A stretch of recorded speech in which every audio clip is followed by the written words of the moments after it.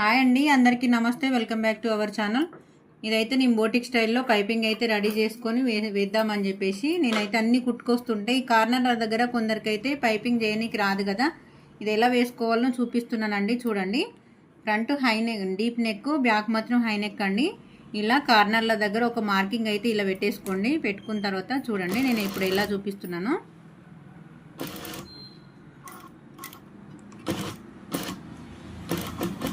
ఇలా ఇక్కడ మార్కింగ్ దగ్గరికి వచ్చిన తర్వాత ఒక కుట్టు అయితే ఈ పైపింగ్ దగ్గర నుంచి బయటకైతే ఒక కుట్టు పడనియండి.